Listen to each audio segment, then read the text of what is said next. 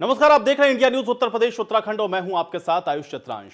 योगी सरकार को आज 4 साल पूरा हो गया है। इसको लेकर के पूरे प्रदेश के अंदर आज कई कार्यक्रमों का आयोजन किया गया। खुद मुख्यमंत्री योगी आदित्यनाथ ने बाकायदा प्रेस कॉन्फ्रेंस करते हुए सरकार के रिपोर्ट कार्ड को सामने रखा और तमाम उपलब्धियों का जिक्र हुआ है।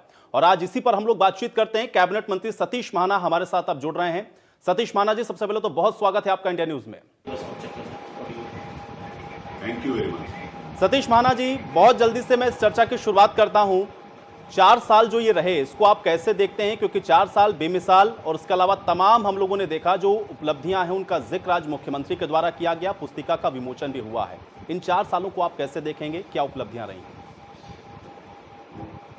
देखिए, 4 सालों में प्रदेश की जनता में एक आत्मविश्वास बढ़ा है। प्रदेश की जनता को लगता है कि आज उनकी सरकार है, उनके लिए सरकार है। मैं इस बात को कहता हूँ कि जिस समय डेमोक्रेसी की बात होती है, लोकतंत्र की बात होती है, संविधान की बात होती है, उस समय एक बात कही जाती थी, government by the people, of the people और फॉर द पीपल। सरकार जनता के द्वारा, जनता की और जनता के लिए। लेकिन दुर्भाग्य से विगत कुछ दशकों में सरकार जनता के द्वारा तो होती थी, लेकिन जनता की और जनता के लिए नहीं होती थी। पहली बार जो प्रदेश की जनता को लगा कि उनके द्वारा बनाई गई सरकार उनकी है और उनके लिए। मेरा कहने का भाव यह है कि पहले जो सरकार में बैठे हुए लोग थे वो व्यक्तिगत हितों के लिए काम करते थे, स्वार्थ के लिए काम करते थे, अपने कुछ लोगों के लिए काम करते थे। आज प्रदेश में प्राथमिकता कुछ लोग नहीं है। जो इस देश के यशस्वी प्रधानमंत्री ने जो नारा दिया कि सबका साथ, सबका विकास और सबके साथ के साथ सबका विश्वास, उस नारे को चरितार्थ करने का काम उत्तर प्रदेश में माननीय योगी जी की सरकार ने किया है। आज जनता को लगता है कि मेरी सरकार है, मेरे लिए काम कर रही है।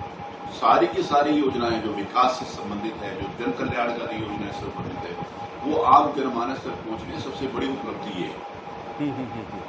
सतीश जी, अब मैं आता हूं आपके विभाग के ऊपर। चूंकि जब उत्तर प्रदेश का जिक्र होता है और आज तो मुख्यमंत्री ने भी बताया कि बीमारू राज्य से हम लोग उसको बाहर निकाल करके आए हैं, जाहिर बात है कि औद्योगिक विकास उसके लिए एक बैकबोन की तरह या रीढ़ की तरह काम करता है। अगर इस क्षेत्र का मैं जिक्र करूं तो पिछले 4 सालों में आप क्या बता सकते हैं? उत्तर प्रदेश के अंदर क्या चेंजेस हुए हैं, क्या परिवर्तन आप लोगों ने लाया और इसका क्या योगदान उत्तर प्रदेश के अंदर हुआ? देखिए, सबसे बड़ी जो प्रामाणिकता है वो देश की ईज ऑफ डूइंग रैंकिंग की है। जिस समय हमारी सरकार नहीं थी तो उत्तर प्रदेश किस रैंक के ऊपर खड़ा होता था। हमारी सरकार बनने के बाद आज ईज ऑफ डूइंग बिजनेस की रैंकिंग में हम दूसरे नंबर पे हैं पूरे देश में। हमसे एक स्टेट आगे है, अगली बार हम स्टेट उस जगह को भी प्राप्त कर लेंगे। सबसे महत्वपूर्ण बात यह, दूसरी महत्वपूर्ण बात यह है कि 2017 से पहले इंडस्ट्रियलिस्ट उत्तर प्रदेश में आना नहीं चाहता था, क्योंकि जो उत्तर प्रदेश का परसेप्शन था वो बहुत खराब था। यहाँ पर संसाधन नहीं थे, सहयोग नहीं था, संरक्षण नहीं था, अपराध था, बिजली नहीं थी, सारी की सारी बातें थी और एक अपहरण वाला प्रदेश माना जाता। 2017 के बाद जिस समय हमने इस विभाग का, मेरे को माननीय मुख्यमंत्री ने ये जिम्मेवारी दी, हमने सबसे पहले बात करी कि मैंने सौभाग्य से जिस समय आदरणीय प्रधानमंत्री जी ने हमारे इन्वेस्टर समिट का उद्घाटन किया था 22 फरवरी 2018 में, तो मैंने कहा था कि इंडस्ट्रीज हमारे पास आएगा तो हम उनके साथ समन्वय स्थापित करेंगे, हम उनके साथ कोऑर्डिनेशन करेंगे, हम उनका सहयोग करेंगे, हम उनकी हेल्प करेंगे, हम उनको संसाधन उपलब्ध कराएंगे, हम उनकी सुरक्षा करेंगे। ये सारी की सारी बातें जिस समय होती थी, ये पहले नहीं होती थी। पहले इंडस्ट्री या तो इंडस्ट्रीज के हित में होती थी या सरकार में बैठे हुए लोगों के हित के लिए होती थी। आज इंडस्ट्री प्रदेश के हित में, नौजवानों के हित में, प्रदेश के विकास के हित में, प्रदेश के उत्थान के हित में, प्रदेश की जीडीपी को बढ़ाने के लिए। आज पहले मैं इस बात को कहना चाहता हूं कि पहले Uttar Pradesh last preferred industrial choice होती थी इंडस्ट्रीज के लिए। आज मैं बड़े गर्व के साथ कह सकता हूं कि देश और दुनिया की इंडस्ट्रीज के लिए उत्तर प्रदेश मोस्ट और first preferred choice Uttar Pradesh है। आज उत्तर प्रदेश में इंडस्ट्रीज आना चाहता है। हमारे द्वारा जो कोविड काल के अंतर्गत भी काम किया गया, उसके पहले भी काम किया गया। हमारे पास बहुत बड़ी श्रृंखला में इंडस्ट्रीज की जमीन लेने के लिए एप्लीकेशंस हैं, इंडस्ट्री लगाने के लिए एप्लीकेशंस हैं, सारे के सारे हम समन्वय कर रहे हैं और उत्तर प्रदेश इंडस्ट्रियलाइजेशन के नए दौर में है और उत्तर प्रदेश में नए युग की शुरुआत है इंडस्ट्रियलाइजेशन। सतीश जी, एक चीज़ मुझे और बताएं, चूंकि प्रधानमंत्री ने जिस बात का जिक्र किया था, जिस बात को मुख्यमंत्री ने कोट किया 4 साल पूरा होने पर कि रिफॉर्म, परफॉर्म और ट्रांसफॉर्म, इन तीनों ही चीज़ों को समन्वय करते हुए हम लोग आगे बढ़ रहे हैं और देश के अंदर कंट्रीब्यूशन उत्तर प्रदेश का हो, तभी देश का जो विकास है वो सही मायने में संभव होगा। अगर इन तीनों ही चीज़ों को मैं आपके विभाग से जोड़ूं तो वहां पर आपने किस स्तर पर इसको कैसे इंप्लीमेंट किया, एग्जीक्यूट कैसे किया, मैं थोड़ा सा चाहूंगा इसको और विस्तार पूर्वक बताएं।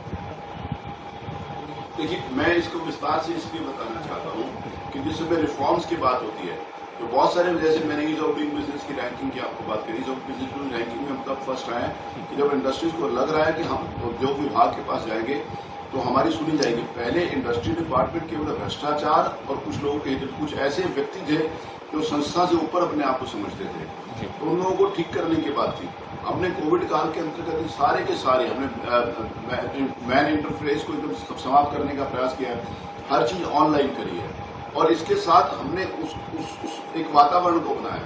मैंने कहा हर व्यक्ति को आज अगर किसी को इंडस्ट्री लगानी है तो उसको किसी दफ्तर में चक्कर लगाने की जरूरत नहीं है। हमारे निवेश मित्र पोर्टल के ऊपर जाए, निवेश मित्र पोर्टल के ऊपर उसको जमीन चाहिए तो वहां पर उसकी सारी डिटेल्स मिलेंगी। उसको लैंड अगर चाहिए तो उस लैंड के अलॉटमेंट का जो प्रोसीजर है वो वहां पर उसमें है। उस प्रोसीजर के माध्यम से वो उसमें अप्लाई कर सकता है, उसमें ले सकता है, उसी में उसके पैसे जमा करा सकता है। उसके साथ साथ जो इंडस्ट्री के लिए आवश्यक क्लियरेंसेस हैं या परमिट्स हैं वो भी उसमें अप्लाई कर सकता है और घर बैठे उसकी सारी की सारी सुविधा वहां पर मिल सकती है। परफॉर्मेंस की जहां तक बात है, मैंने कहा कि पहले इंडस्ट्री डिपार्टमेंट के बाबू से मिलना भी मुश्किल होता था। आज इंडस्ट्री डिपार्टमेंट को मुख्यमंत्री जी के नेतृत्व में मेरे को उन्होंने जो जिम्मेवारी दी है, आम आदमी इंडस्ट्री मुझसे बात कर सकता है।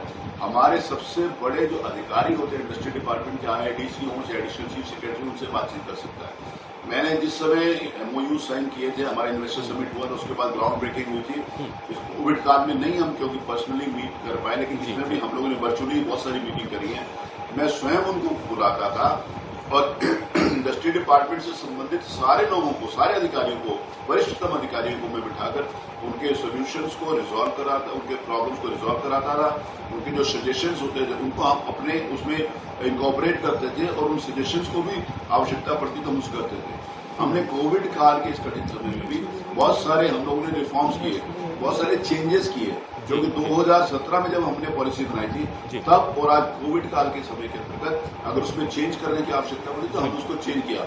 और जिसमें ट्रांसफॉर्मेशन की बात है तो मैं कहना चाहता हूं कि अगर उत्तर भारत का सबसे बड़ा डेटा सेंटर कहीं लग रहा है तो हमारे यहाँ ग्रेटर नोएडा में लग रहा है। मैं इस बात को कहना चाहता हूं कि अगर चाइना से, जिस समय हमारे चाइना के साथ संबंध खराब हुए और चाइना में कोविड काल के अंतर्गत जिस प्रकार से उसका रोल था, वहां से अगर पहली इंडस्ट्री कोई उठकर वहां से आई है तो सैमसंग डिस्प्ले के माध्यम से 4,800 करोड़ रुपए का उनका इन्वेस्टमेंट है और वो उत्तर प्रदेश के नोएडा में लगी है। मैं इस बात को भी कहना चाहता हूं कि यूके की कंपनी जो ग्रीस बनाने का काम करती है एबी मोरिस, अगर वो कहीं आई है तो हमारे चित्रकूट में आई है, पूर्वांचल क्षेत्र के अंतर्गत उसको हमने कहा है। शिपबिल्ड की बहुत सारी इंडस्ट्रीज यहाँ पर आई है, फूड प्रोसेसिंग का एक श्रृंखला से लगी हुई है हर क्षेत्र के अंतर्गत। आज आईटीएस के नाते से नोएडा प्रमुखता के साथ पहले नंबर के ऊपर देश में गिना जाता है। पहले भी नोएडा एनसीआर का पार्ट था, आज भी है, लेकिन पहले क्यों नहीं आते थे लोग? पहले लोग जिस समय आईटी की बात होती थी लोग कहते थे कि हैदराबाद जाना चाहिए, लोग कहते थे बैंगलोर जाना चाहिए, उत्तर प्रदेश में क्यों नहीं आना चाहते थे? आज उत्तर प्रदेश में इसलिए आ रहे हैं क्योंकि इंडस्ट्री डिपार्टमेंट उनकी स्ट्रांग हैंड होल्डिंग के साथ उनके सहयोग के लिए खड़ा है और हमारी जो भी पॉलिसीज हैं उन पॉलिसीज के अंतर्गत जो भी उनको सहयोग हो, इंडस्ट्री डिपार्टमेंट को सहयोग और उनके संरक्षण के लिए खड़ा है। सतीश जी, एक चीज़ मैं और जानना चाहूँगा, चूंकि 4 साल आज पूरे हो गए हैं तो थोड़ा सा ये बताएं, क्योंकि उत्तर प्रदेश वासी ये जानना और थोड़ा सा चाहते हैं कि वो दिन कब होगा कि जब उत्तर प्रदेश के अंदर के लोगों को बाहर जाकर के रोजगार के अवसर को नहीं तलाशना होगा, क्योंकि अदर जो प्रदेश हैं वहाँ का रुख बहुत ज़्यादा संख्या में लोग उत्तर प्रदेश के अंदर करते थे। वो सारी चीज़ें उन बिंदुओं पर काम करते हुए किस कंडीशन में और आज की परिस्थितियों को देखते हुए ये कैसे इंश्योर हो सकता है उत्तर प्रदेश वासी की एक दिन भी वो आएगा अब उत्तर प्रदेश के अंदर कि जब बाहर का रुख नहीं करना पड़ेगा, बाहर वाले आएंगे यहाँ पर रोजगार के अवसर को तलाशने के लिए? सतीश जी, ये बहुत महत्वपूर्ण सवाल है जो आपने किया है। पहले एक्चुअली गांव से लोग शहर में आते थे और शहर में नौकरियां न होने की वजह से दूसरे प्रदेशों में जाते थे। आज जिस समय हमने एमएसएमई को स्ट्रांग किया, हमने टाइनी एंड लघु उद्योगों को स्ट्रांग किया, हमने विश्वकर्मा श्रम सम्मान के माध्यम से लोगों के हुनर को तेज किया, स्किल डेवलपमेंट के माध्यम से उनको ये बताया कि आप कैसे इंडस्ट्री लगा सकते हैं। आज गांव से लोग शहर की तरफ पलायन बहुत तेजी से रुका है, बल्कि शहर से जो लोग आ गए थे गांव से वो वापस जाना चाहते हैं। उसके पीछे कारण है, पहले वहां पर बिजली नहीं होती तो लोग बिजली के लिए यहाँ पर आते थे, पहले जिस शिक्षा नहीं होती थी वो शिक्षा प्राप्त करने के लिए आते थे। पहले ऐसा इंफ्रास्ट्रक्चर नहीं होता था, इंफ्रास्ट्रक्चर के लिए आते थे। पहले इंडस्ट्रियलाइजेशन और नौकरी के कोई चांसेस नहीं होती थी, इसलिए यहाँ पर आते थे। अब सारी की सारी चीजें गवर्नमेंट स्तर के ऊपर की है। आज बिजली गांव में 20 से 22 घंटे मिल रही है। अगले 1 साल के अंतर्गत 2 सालों में हम 24 घंटे गांव में भी बिजली देंगे। तो जिसमें वहां बिजली मिलेगी, जहां पर इंफ्रास्ट्रक्चर अच्छा होगा, जब वहां पर शिक्षा अच्छी होगी, जहां पर रोजगार मिलेगा, तो लोग वहीं टिकेंगे। तो इस और हम काम कर रहे हैं और जल्दी ही, मैं कह रहा इसकी शुरुआत हो गई है, लेकिन जल्दी ही उत्तर प्रदेश स्वयं स्वावलंबी हो जाएगा। और अभी भी जो लोग बाहर से आए हैं वो उत्तर प्रदेश में आकर अपने रोजगार को तलाश रहे हैं। उत्तर प्रदेश में उनको अवसर मिल रहे हैं काम करने का। अभी इसकी शुरुआत है, लेकिन इसको और आगे तेजी से बढ़े। जी बिल्कुल सतीश जी, बिल्कुल आखिर में मेरा अंतिम सवाल यही है, चूंकि अभी भी 1 साल से ज्यादा का वक्त आपके लिए बचा हुआ है, भविष्य की योजनाएं क्या हैं, कैसे और बेहतर तरीके से इस पर आप लोग काम करने वाले हैं, अगर कुछ ये भी बता सकें आप।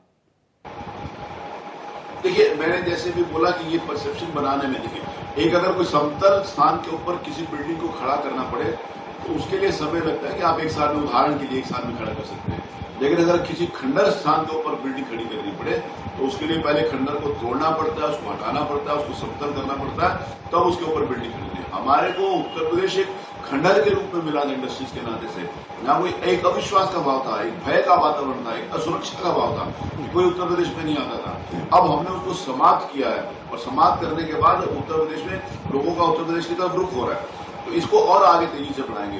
अभी जो ease of doing business ranking में, जैसे मैंने कहा कि हम दूसरे नंबर पर हैं, हम जल्दी ही उत्तर प्रदेश को पहले नंबर के ऊपर ले जाएंगे।